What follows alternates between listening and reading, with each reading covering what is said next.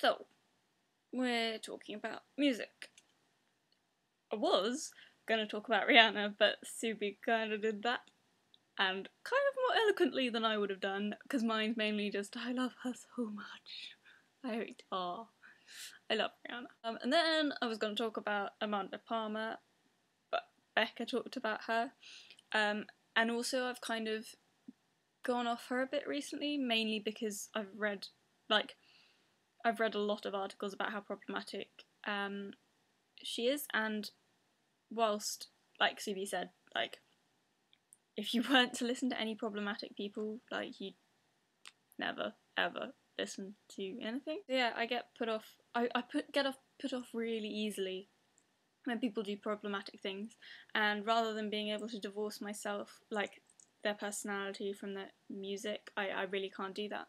Which is a shame, because, like so many people who I really enjoy, I now have to just ignore. So that leaves me with not that much. I can't think of anything. I know there was another person I was going to talk about. Who does music? I remembered. The other person I was going to talk about was Christina Aguilera, mainly because of the Can't Hold Us Down song, because that's pretty much my first experience of feminist music, and I used to listen to that over and over again when I was in year like 8, 9, and I think that's probably one of the first... I remember vividly thinking about feminism when I was listening to that, and I think that was one of my first like feminist click moments, because I've always been a feminist, and I've always held the views, but it's kind of only... there are certain trigger moments that have made me think, not just like, these are my opinions, but these are quite integral to who I am, and these are like really important to me, rather than just being opinions that I happen to hold. I remember listening to that and being like, no, this makes sense. And like when is it Little Kim? Yeah, when Little Kim raps about the slut shaming kind of slut stud dichotomy business, like I remember listening to that and thinking, actually no, that's completely true.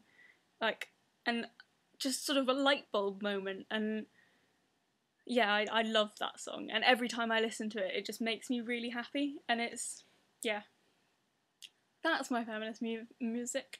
It's been nice being a supply dame for a while. Maybe I'll come back when other people are having breaks. But until then, you can see me on my personal channel, which I'll link to, and my Tumblr. And I'm starting to do videos for my personal channel, which I didn't before.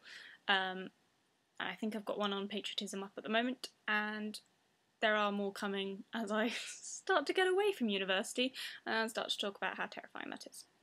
But yeah, it's been lovely being a dame. I've really enjoyed like the little community that there is around it, and also a little in awe of some of the people that follow us that I like.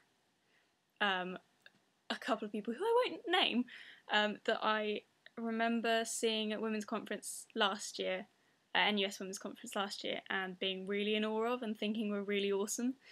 And they follow us. Yeah, that's pretty cool. See you whenever. Bye!